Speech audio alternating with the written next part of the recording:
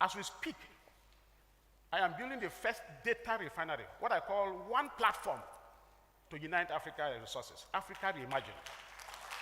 This university should begin to create accelerators. I will talk to you in the subsequent slide. Innovation,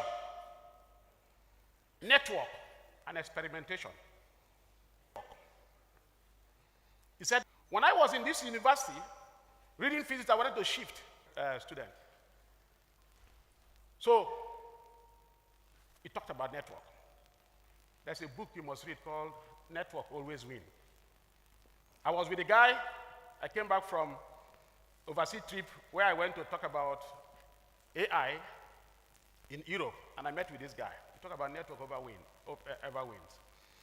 So what is the table of content? What are we going to leave here? I'm not here to read a speech. The title says lecture. So I'm here to deliver a lecture. So number one, we're going to talk about reflections. I'm going to talk about the entrepreneur pillar. There are different types of entrepreneurs. There is what is called industrial entrepreneur. There is a commercial entrepreneur. There is a businessman.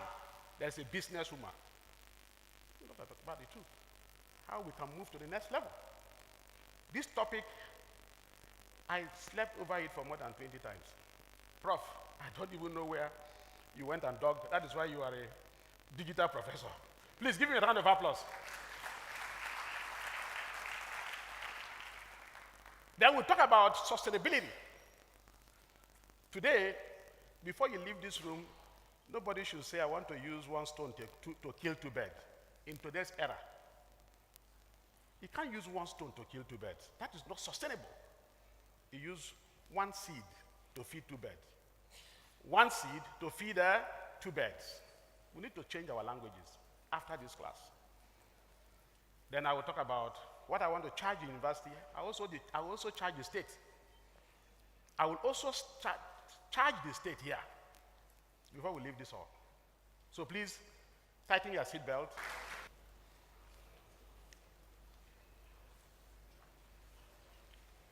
What do you see there? They said the journey of 1,000 miles begins with a single step. Is it true? How many of you agree with me it's true? If you say it's true, raise up your hand, please. We're in a lecture.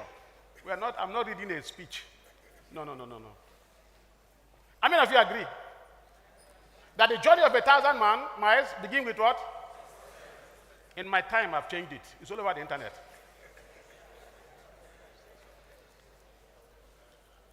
After you see the next slide, you will agree with me.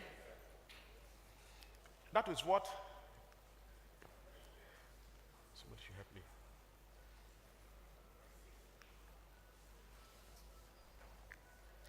What do you see?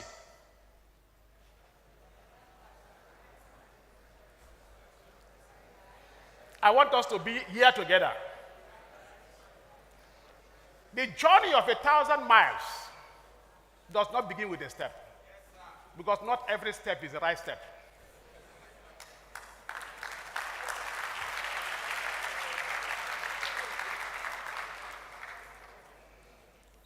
You see the boy who's going to sell a Coca-Cola. Going to sell a Coca-Cola, you have to think.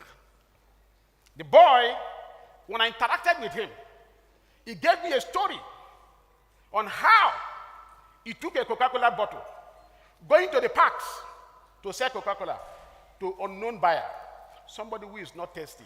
It is raining. You have to carry 6 bottles. You have to carry 12 bottles. The boy did not start with a step. I communicated with the guy.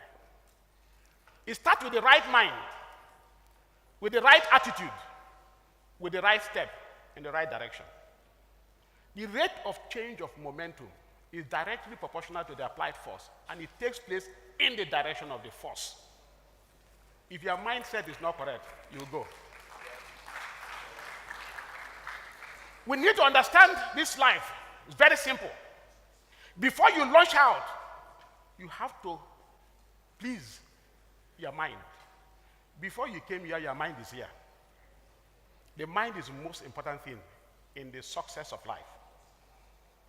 Please stay with me.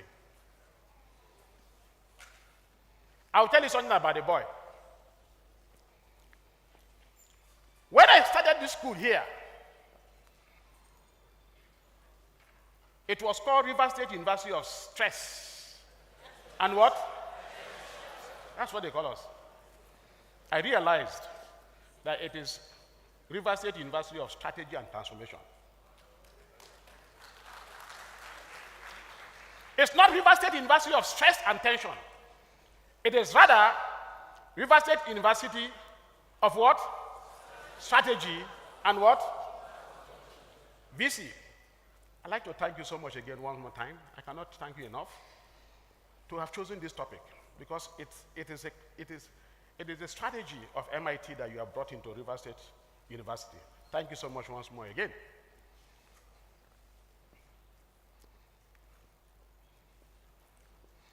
What is the theme of this lecture?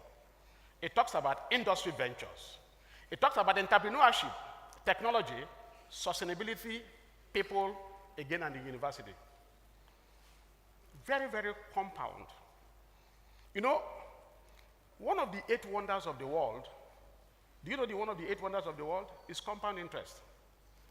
It is that interest that keeps the distance between the poor and the rich. That is the real core of poverty. Compound interest is what the economists use to actually impoverish, and that is what distinguishes the rich and the poor, compound interest.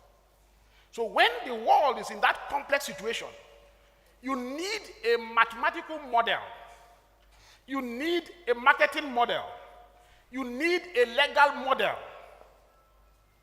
to unravel the things, because they are very, very terrestrial. What do you see? What do you see? You have the degree, you have everything, but look at the boy. Please, come with me. One person should volunteer to tell me what you see there. Oversized. Oversized. Provision. Improvision. Oversized. Improvision. Creativity. Circular economy.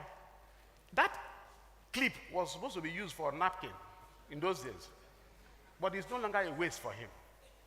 A rich man threw it away and he picked it to size it. Ladies and gentlemen, professors, doctors, this country is oversized. You have to maybe adjust yourself. You need to be innovative. You need to be what? Innovative. Innovation starts with critical thinking. If this young man did not think, where would he have been? He will not go, because the road is very rough. You do not need anybody to give you Sakadele to go. You need to find something somewhere to move to the next level. I'm trying to build a case here. I don't like to present with so many words. One of my staff should help me to move the slide.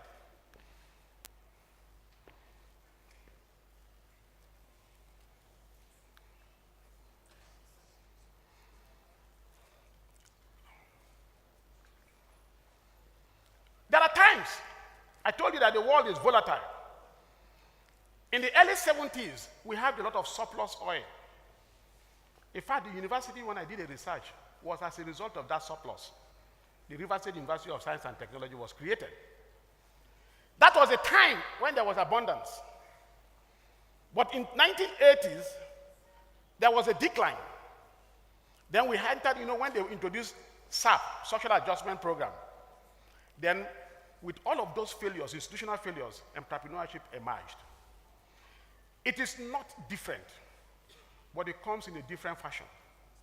So you still need the knowledge you will acquire today and before. You already have it. To move in the time of error, you don't need to stress yourself. Austerity started way back in the days of Abraham. But how did they do that preservation at that time? The principles are still there.